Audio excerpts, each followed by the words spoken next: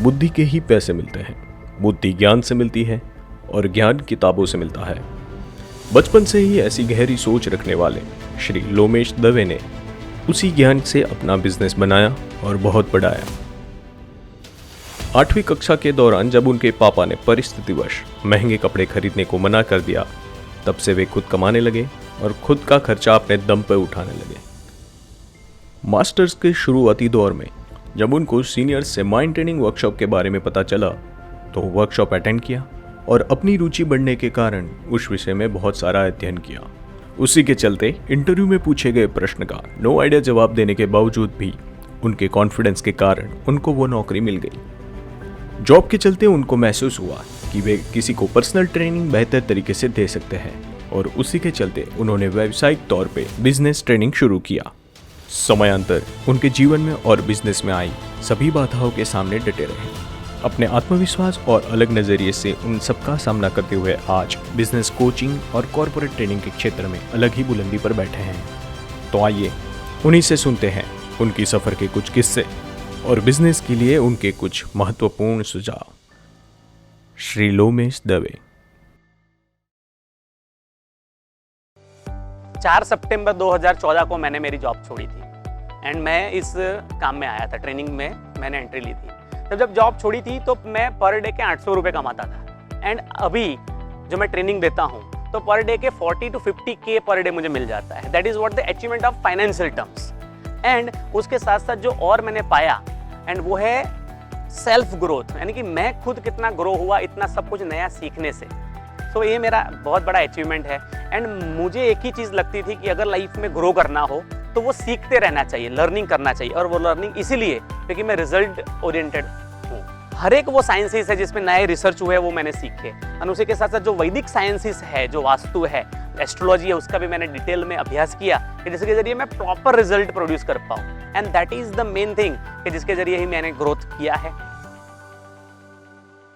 आपको life coaching के क्षेत्र में आने का ख्याल कैसे आया? 2009 में पोस्ट ग्रेजुएशन करने के लिए मैं अहमदाबाद में आया था। उस समय मैं हॉस्टल में रहता था, तो हॉस्टल के एक फ्रेंड ने मुझे एक फ्री सेमिनार था माइंड पावर ट्रेनिंग का, वहाँ पे वो मुझे लेके गया। एंड फिर मैंने वो वर्कशॉप अटेंड किया और वो वर्कशॉप से रियल में बहुत सारी चीज़ें चेंज हुई मेरे लाइफ में। जब मैंने एमएससी खत्म करके जब मैं जॉब पे गया तो वो जो सारी चीज़ें मैंने सीखी थी उसको फिर मैंने अपने कलीग्स को, सारे फ्रेंड्स को सिखाना शुरू किया।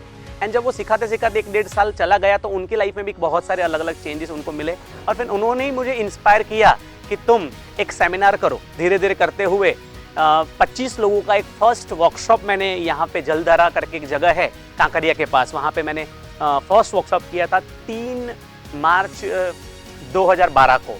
मुझे मतलब वो दिन अभी भी याद है कि उसी दिन से मुझे एक एनर्जी मिला था कि बस यही एक फील्ड है जिसमें मैं लाइफ टाइम परफॉर्म कर सकता हूँ, क्योंकि मुझे इंस्पायर करने में एंड लोगों के लाइफ ट्रांसफॉर्म करने में मुझे बहुत ज़्यादा उस दिन मजा आया था और वो आज भी एक कंटिन्यू है।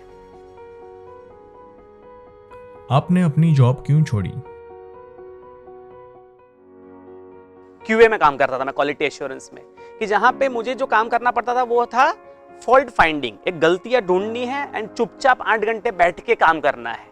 एक्चुअली वो मेरे स्वभाव से एंड मेरा जो कोर स्ट्रेंथ है उससे उल्टा काम था बिल्कुल, क्योंकि मैं तो कम्युनिकेटर हूँ, बहुत ही मतलब मैं चुप नहीं बैठ सकता ज़्यादा लंबे समय तक। एंड मेरा काम जो है वो प्रॉब्लम सॉल्व करना है, लेकिन प्रॉब्लम ढूंढना एंड उसको शो करना तो वो मेरे मतलब कप ऑफ टी नहीं है। बेसिकली द क्यूए का काम जो था वो मेरा कप ऑफ टी नहीं था। सो मैंने क्या किया कि मुझे लगा कि ये ट्रेनिंग ही है जिस फील्ड में मैं बहुत अच्छा कर पाऊंगा।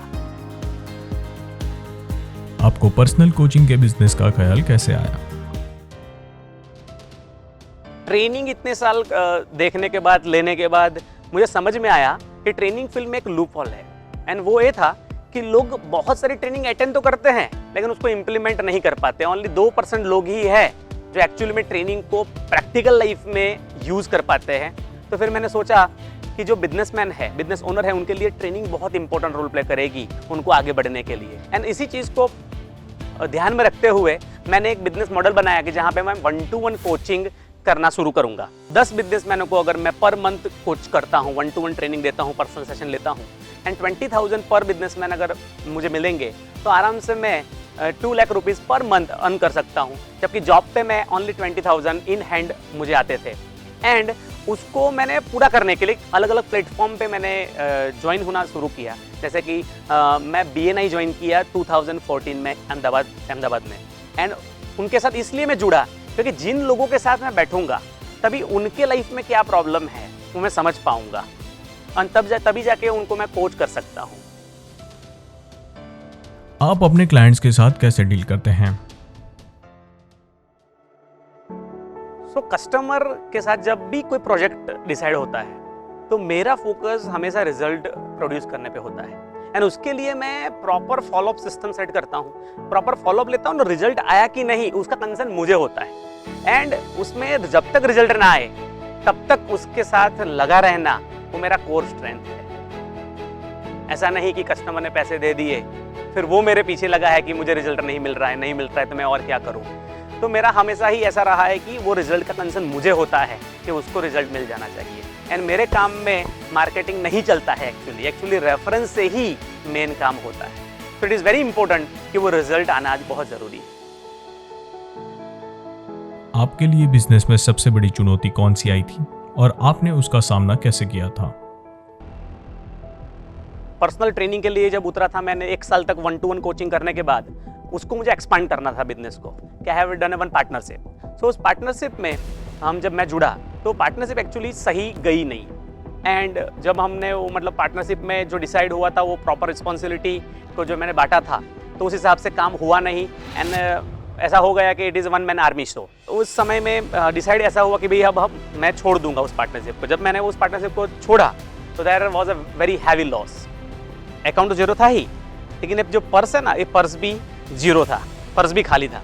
And that is the condition. And उस समय पे ऐसा था कि एक एक्स्ट्रा रिस्पॉन्सिबिलिटी आई लाइफ में क्योंकि there was a birth of child, मेरे बच्चे का जन्म हुआ। एंड उस समय पे नोटबंदी भी आ गई। मतलब एक साथ ये सारी चीज़ें आके खड़ी रह गई कि जहाँ पे जवाबदारी बढ़ गई है एंड काम है नहीं मार्केट में। एंड ये कंडीशन में मैं था। सो उस समय पे जो मेरा एक पर्सनल कोचिंग का एक प्रोजेक्ट चल रहा था उसमें मैंने क्या किया कि उनको बोला कि आप मुझे 6 महीने के एडवांस पैसे दीजिए क्योंकि मुझे अभी रिक्वायरमेंट है। एंड फिर जो मेरे पास अब कुछ भी नहीं था एंड मुझे जब खड़ा करना था इसके लिए मैंने वो एडवांस पैसे लिए। एंड उससे ही मैंने सारा ऑफिस फिर से स्टार्ट किया, ऑफिस बनाया। सारी जो दूसरी चीज़ें थी जैसे कि प्रोजेक्टर एंड जो दूसरी चीज़ों की ज़रूरत रहती है ट्रेनिंग में वो सारी चीज़ें मैंने वापस से रीबिल्ड की। एंड फिर से मैंने फिर से स्टार्ट किया, मतलब जीरो से मैंने I have started again in the training field. Basically मेरी ही ट्रेनिंग मुझे एक्चुअली काम में आई क्योंकि मैं ही सिखाता था कि every problem is a gift. अगर आप सही तरीके से अगर उसको देख पाओ तो लाइफ आपको नींबू दे तो उसको नींबू की तरह देखेंगे तो वो खट्टा लगेगा, लेकिन अगर उसमें से आप नींबू शरबत बना दो तो उसमें से ही मजा आने वाला है। सो आपका नज़रिया बहुत इंपॉर्टेंट है कि किस तरीके से आप देखते हैं। तो मैंने उस प्रॉब्लम को सॉल्व किया बाय लर्निंग। मैंने बहुत सारी चीज़ें सीखी एंड मैं अपनी सर्विस को बेहतर बनाते गया। एंड जीरो से स्टार्ट करते हुए फिर से मैंने रीबिल्ड किया अपने काम। आप अपने जीवन में चुनौतीपूर्ण समय का सामना कैसे करते हैं?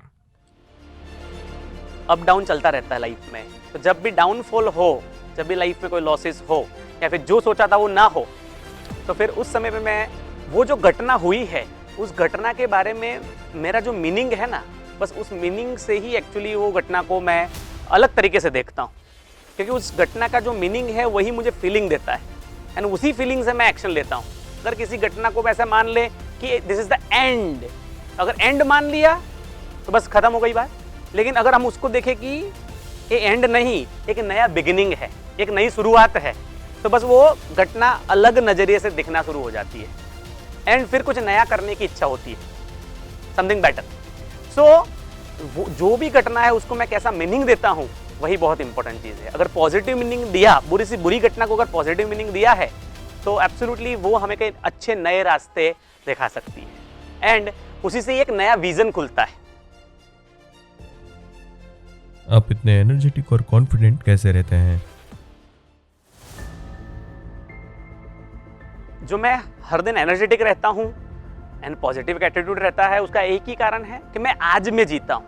ज़्यादातर जो लोग हैं वो पास्ट में जीते हैं, उसी को याद करते रहते हैं। 70% टाइम वो पास्ट को याद करने में बिता देते हैं एंड सोचे कि जो पास्ट के बर्डन के साथ जिए वो कैसे एनर्जेटिक रहेगा। सो कई लोग जो है वो फ्यूचर में रहते हैं, यानी कि कल करेंगे कल करेंगे कल करेंगे उस पर रहते हैं, काम को टालते जाते हैं। एंड जब वो काम को टालते जाएंगे तो फिर आज का दिन तो चला गया। या फिर कई लोग प्लानिंग ही बनाते रहते हैं फ्यूचर का, लेकिन कभी भी एक्शन नहीं ले पाते आज में। एंड भविष्य जो है वो तो आज से ही बनेगा, क्योंकि आपके हाथ में है ना सिर्फ आज का दिन है, अभी का पल ही है। एंड वो आपको बेहतरीन से बेहतरीन ध्यान ही सिखा सकता है। मेडिटेशन जब से मैंने करना स्टार्ट किया, आज 10 साल हो गए, एंड वो करते करते मुझे जीना, आज में रहना मुझे समझ में आया कि आज कैसे जी सकते हैं बेहतर। तो ध्यान एक बहुत इंपॉर्टेंट चीज़ है मेरी लाइफ में, कि जो मुझे आज में रहना सिखा देती है। एंटरप्रेन्योर्स और स्टार्टअप बिजनेसेस के लिए आपके कुछ महत्वपूर्ण सुझाव। बहुत सारी अलग अलग बातें हैं, लेकिन उसमें से आपको मैं 3 टिप्स देना चाहता हूँ, जिसको फॉलो करने से आप बिजनेस में सस्टेन एंड ग्रो कर पाएंगे। सो नंबर 1 की, अगर न्यू कमर्स हैं या फिर एग्जिस्टिंग है तो भी, कि आपको आपकी कोर स्ट्रेंथ को पहचानना होगा कि आप क्या बेस्ट कर सकते हैं। उसके साथ साथ दूसरा जो आपको मैं टिप्स देना चाहता हूँ वो है कॉन्स्टेंट लर्निंग। तीसरी टिप्स मैं देना चाहता हूँ वो है पावर ऑफ फोकस, कि आपका फोकस कहाँ है। कई लोग आके मुझे बोलते हैं कि मुझे तो कस्टमर नहीं मिल रहे हैं, या फिर कस्टमर से ये प्रॉब्लम वो प्रॉब्लम। वो सारी अलग अलग जो बातें करते हैं उसी कारण है क्योंकि उनका फोकस उन पे है कि मुझे उससे क्या मिल रहा है कस्टमर से। उनका फोकस वहाँ नहीं है कि मैं ऐसा क्या दूँ कि जिससे वो बार बार आपसे ही काम करे। Power of focus is so super, कि आपका फोकस कहाँ पे, आपको आप फोकस देने पे है या फिर पाने पे। इट इज़ वेरी इंपॉर्टेंट कि आप पाए भी, लेकिन क्या वैल्यू आप ऐड करके पा रहे हैं वो चीज़ें, वो बहुत इंपॉर्टेंट चीज़ है। अगर आपकी वो सर्विस है तो आपका सर्विस कितना बेहतर है और उसी हिसाब से आपको रिटर्न मिलने वाला है।